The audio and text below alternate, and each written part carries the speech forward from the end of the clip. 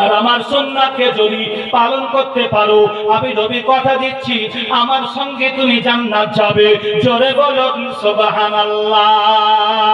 ও মুসলমান, জালসা শুনতে এসেছেন, আমি আপনাদের বক্তব্য শুরু করেছিলাম যে ইউটিউবের মাধ্যম দিয়ে, ফেসবুকের মাধ্যম দিয়ে বাড়িতে বসে থেকেও জালসা শুনতে পারেন। তবে আপনি এখানে এসেছেন লাভটা কি? একটা লাভ বললাম, আপনি ইউটিউবের জালসা শুনলে আপনি জান্নাতের রাস্তায় আসতে পারতেন না।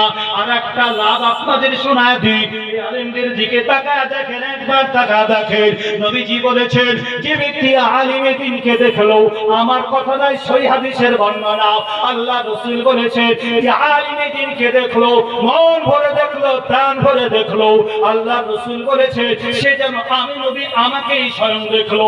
আপনাদের সকলকে বলছি, আপনি ইউটিউবের মাধ্যমে আপনি বাড়িতে বসে বক্তব্য শুনবেন, ফেসবুকে শুনবেন, বা এরকম মাইকের আওয়াজে শুনবেন, আপনি বলেন তো প্রত্যক্ষ কি দর্শন করতে পারলেন? আপনি প্রত্যক্ষ দর্শন করতে পারলেন না। আল্লাহ রাসূল সাল্লাল্লাহু আলাইহি ওয়াসাল্লাম তাসলিমা বলেছেন, মান আযযাবাল উলামা ফাকাদ আযযাবানি, যারা আলিমদের ইজ্জত করলো, আমি নবী আমার ইজ্জত করলো, আমার সম্মান করলো। ও জগতের মানুষ, একটু মেহেরবানি করে শুনবেন, যাদের ইজ্জত আমার আল্লাহ সুবহানাহু ওয়া তাআলা দিয়েছেন, ওই হাদিসটা শোনাচ্ছিলাম, যে হাদিসের কথা আপনাদেরকে বলছিলাম।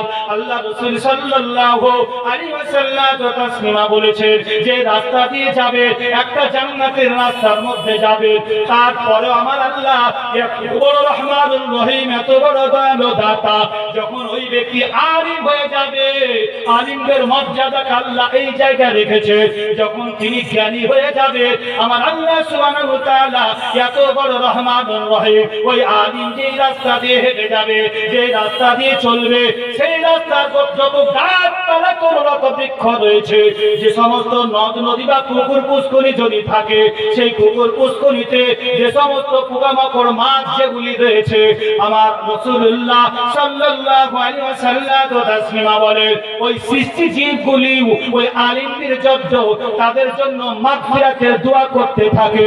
জোরে বলুন সুবহানাল্লাহ।